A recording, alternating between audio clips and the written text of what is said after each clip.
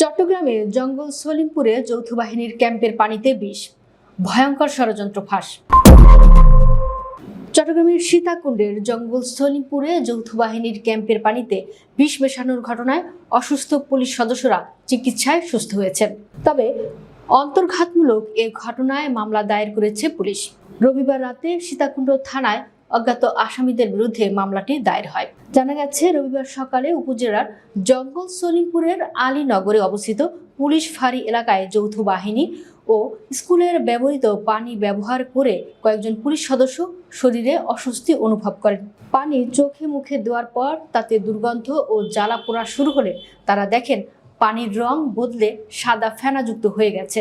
এতে তারা বিষয়টি কর্তৃপক্ষকে অবগত করে ওই পানি ব্যবহার বন্ধ রাখেন। খবর পেয়ে চট্টগ্রামের ঊর্ধ্বতন পুলিশ কর্মকর্তারা সেখানে গিয়ে তদন্ত শুরু করে পানিতে বিষাক্ত কেমিক্যাল মেশানোর প্রমাণ পান।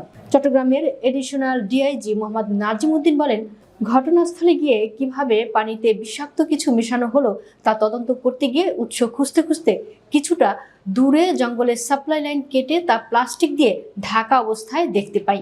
সেটি ভালোভাবে দেখে বুঝতে পারি এখানে পানির দুটি লাইন দুই দিকে চলে গেছে। একটি গেছে স্থানীয় স্কুলের দিকে, অন্যটি পুলিশ, র্যাব, বিজিবি, সেনাবাহিনীর যৌথ ক্যাম্পের দিকে।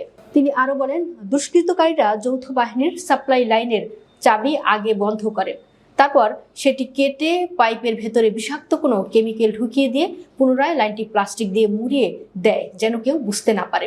কিন্তু সকালে পুলিশ সদস্যরা ঘুম থেকে উঠে পানি ব্যবহার করতে গিয়ে টের পেয়ে যান।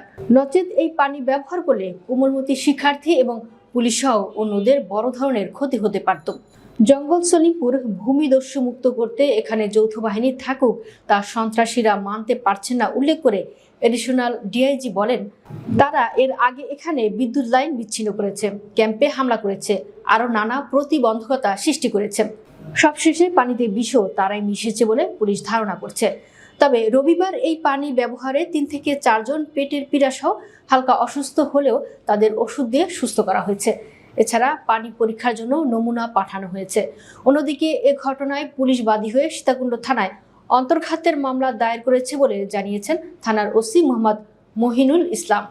পুলিশ তদন্ত শুরু করলেও এখনো কেউ গ্রেফতার হয়নি। প্রসঙ্গত, রাস্তা কেটে দেওয়া বা ক্যাম্প গুড়িয়ে দেওয়ার মতো ঘটনাগুলো সম্পূর্ণ অন্তর্ঘাতমূলক কার্যক্রম বলে মন্তব্য করেছেন চট্টগ্রামের পুলিশ সুপার মাসুদ আলম। তিনি বলেছেন, দেশের ও সরকারের বাহিনীর বিরুদ্ধে অবস্থান নেওয়া এসব অপরাধীর বিরুদ্ধে স্পেশাল পাওয়ার অ্যাক্টে নিয়মিত মামলা রুজু করা হচ্ছে। রোববার রাতে মোবাইল ফোনে সংবাদ মাধ্যমকে দেওয়া এক মন্তব্যে তিনি এসব কথা বলেন। পুলিশ সুপার মাসুদ আলম বলেন, আলীনগরের যৌথ বাহিনীর ক্যাম্পে র্যাব, বিজিবি ও পুলিশ মিলে প্রায় 300 সদস্য রয়েছেন।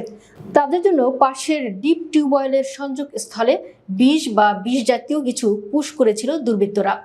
পরে অপারেটর সকালে পানি ও ট্যাঙ্কি চেক করতে গিয়ে দুর্গন্ধ পেয়ে সবাইকে সতর্ক করেন।